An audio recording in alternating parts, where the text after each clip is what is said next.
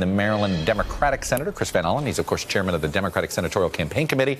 That's the group dedicated to electing or re-electing Democrats to the U.S. Senate. Senator Van Hollen, welcome back, sir. It's good to be with you, Chuck. All right. I heard from Senator Schumer there. He made it clear a majority of your caucus has no interest in supporting this deal without a DACA deal done. But obviously, there is a group of senators running for re-election this cycle that aren't comfortable shutting the government down. I think we had Joe Manchin, for instance, is one of those. How many Democrats will reluctantly help the Republicans out here, in your estimation? Well, Chuck, every senator is always going to look at the situation and vote based on what they believe is best for the people in their own state. Their interests are protecting the people of their states first. And I don't know the answer to your question, but I can say that this goes way beyond the DACA issue, which is a very important issue.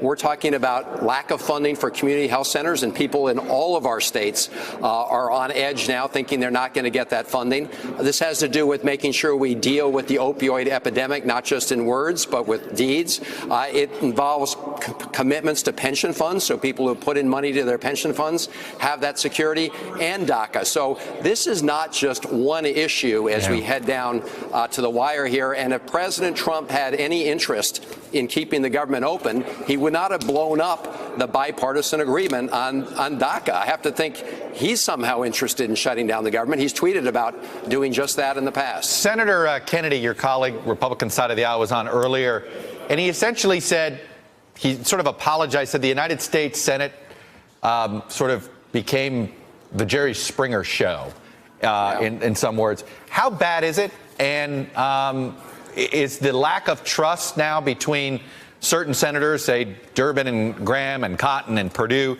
mean a shutdown is more likely?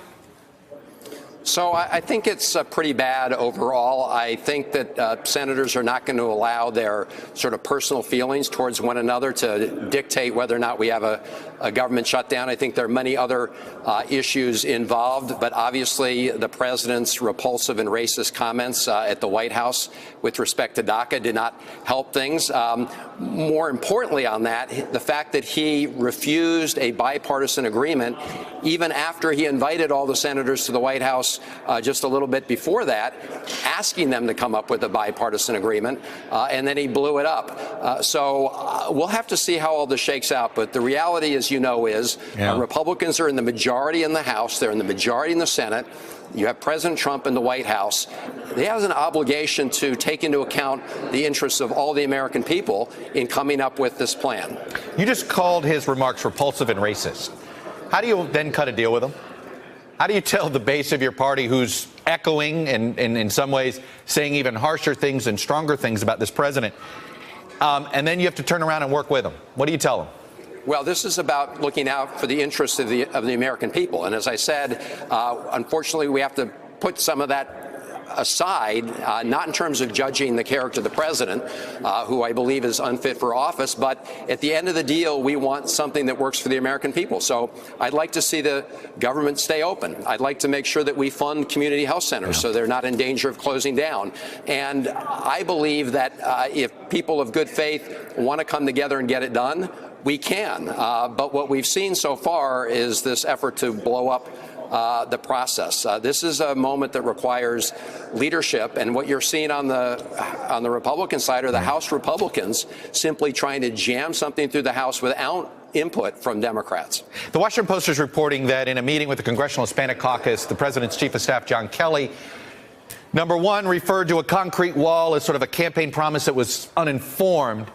And he never said the word wall. They're looking for a physical barrier. And his ask, it sounded like, was simply this: give me the funding for an additional 700 miles of physical barrier. There's about 700 miles now. I think you guys have offered another 100 miles. They want another 700. Why not just call their bluff and say, fine, DACA, here's another 700 miles funding for fencing, and see how the president reacts? Well, Chuck, if you look at the proposal that was put forward on a bipartisan basis by Dick Durbin and Lindsey Graham and other Democrats and Republicans, it had additional funding. Just 100 miles, though. They want 700. Border security. So, look, the main issue here is all of us are in favor of border security. What we've been against is wasting taxpayer money on an ineffective wall, one which, by the way, the president said Mexico, not American taxpayers, were going to have to pay for. But if it comes to trying to make sure we have the most effective border security, I'm willing to look at those proposals. We need good border security. We should not be wasting taxpayer dollars.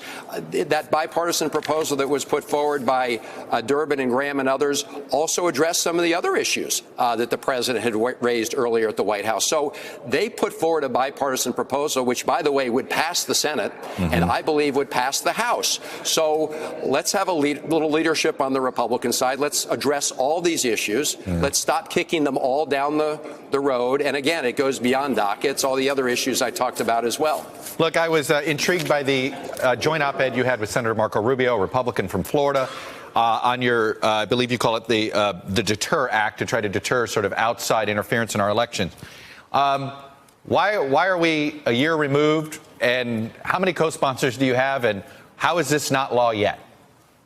Well, that's a very good question, because we spent the last year focusing on what happened in the 2016 election, Russian interference, and that's important to do. We have to hold people accountable. We have to learn lessons. But my goodness, we're now in the year of the election, and so Senator Rubio and I teamed up to say, let's deter these foreign actors, especially the Russians, from doing in 2018 what happened in 2016. So very clearly, you require a report within 30 days of an election from the director of Every election, not just primaries and not just the general.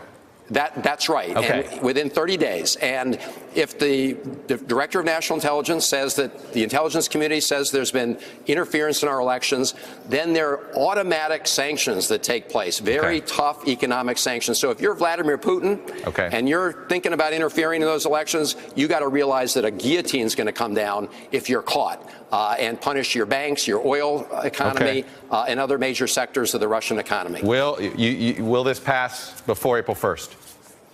Well, there's been a very positive response because, as you said, I think it's hard to say why we should not defend ourselves and our democracy from Russian attack or other attack. All right, Senator, I wanted to go more there, but of course, time is always my enemy during my hour. Senator Van Hollen, I appreciate your time, sir. Hey there, I'm Chris Hayes from MSNBC. Thanks for watching MSNBC on YouTube. If you want to keep up to date with the videos we're putting out, you can click subscribe just below me or click over on this list to see lots of other great videos.